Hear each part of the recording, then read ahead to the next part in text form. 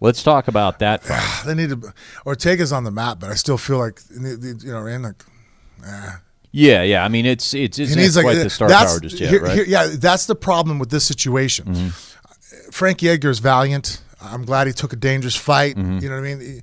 But that's where you're, again, as a manager, if I was a manager fighter, Frankie, he wants to take this fight. Be like, no, Frankie, we're not taking this fight. Why? Because this is a dangerous fight. This guy is big. He hits hard. He's knocked out everybody he's fought so far in the UFC. And if you go out there and just barely beat him, it makes us look worse going into our Max Holloway fight.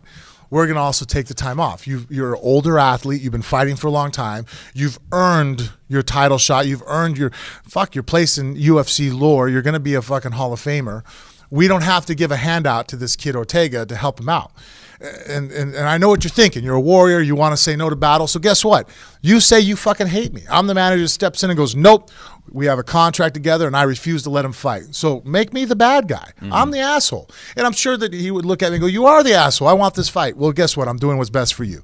You taking this fight is not what's best for you. You have nothing to gain. The other kid, Ortega, has everything in the fucking world to gain. Even if he fights you in a close war, his stock goes up and your stock drops. Who wants those kind of fights? Well, Frankie Edgar, being Frankie Edgar, took this fight and paid the price. Got finished for the first time in his career. Brian Ortega, now 13-0 with 5 finishes in the UFC. Came into this fight ranked number 3 as a featherweight. Edgar ranked at number 2. And I'll tell you what about this fight. Even though Frankie was stopped in the first round, Frankie looked good. Oh, he was winning the fight. Frankie looked like Frankie. He came in. There was an immediate speed difference. Yep. He has over everybody. Boxing difference. Footwork, angles, in and out. Yeah. It immediately looked like I picked Frankie to win the fight simply for that reason. I thought, Ortega's going to have an advantage with jiu-jitsu if this goes to the ground, but that's why Frankie's not going to let it go to the ground. This fight's going to stay standing. If I were to give Ortega, I certainly did think he had a chance, but to give him a chance, I would have never thought that he was going to knock out Frankie Edgar. And that's what was most impressive about this fight. There was nothing wrong with what Frankie was doing or his game plan. Absolutely not. But he got caught with an elbow that was this was like a John Jones highlight reel type elbow, and Ortega does have very long arms like John does. So when you fold up one of those elbows, it's almost like he turned his hip with it, stepped down on the lead foot. He did a perfect high slashing down elbow and just caught him hard. Rocked Frankie with the elbow, dropped him with a devastating uppercut.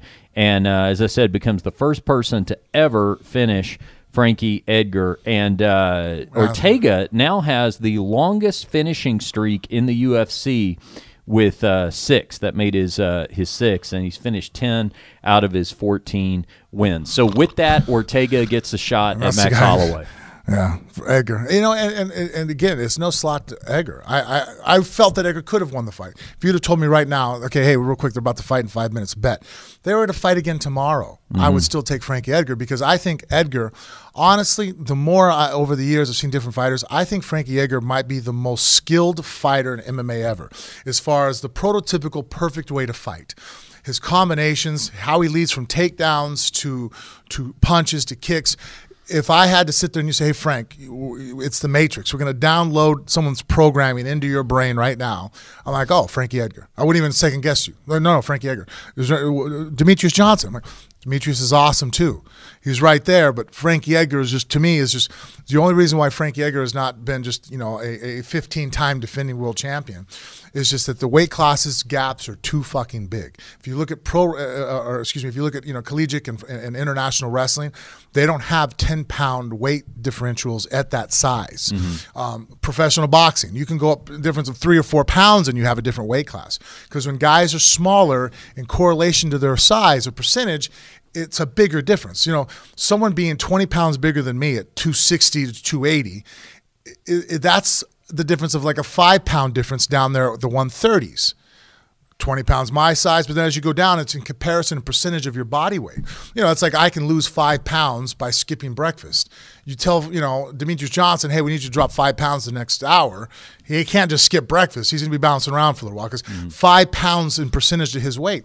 So I think Edgar is just screwed that 35, I think, is too difficult of a cut for him. And still 45, he still looks small against everybody he fights at featherweight. Yeah. You know, I mean, he almost has the length of a guy who is at the bantamweight weight class, but just can't quite cut down the muscle tissue to get down there and effectively be able to perform.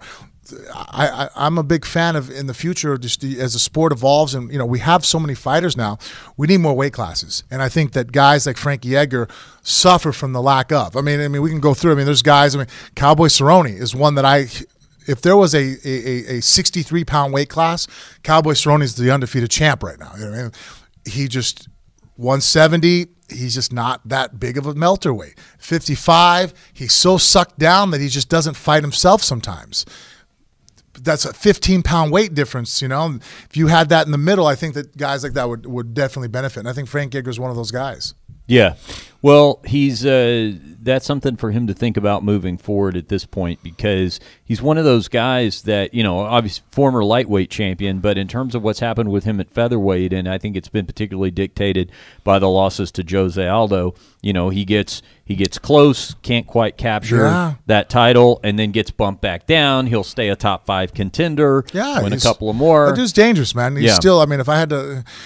He's not somebody I'd want one of my guys to fight, I'm like, fuck, this guy's, he's so skilled. And then up until now, his forward motion running into that elbow really crashed, And I mean, for anybody at home that's never put on boxing gloves, running into a punch is the most powerful fucking thing. I mean, they say it's the one you don't see. Mm-hmm. Fuck that. It's the one you run into is the worst. I've been clipped with shots I don't see, but the worst is like I jump forward to throw a jab and you throw a straight right hand at the same time and I mate into your fist. Well, now my brain is going one direction and body inertia.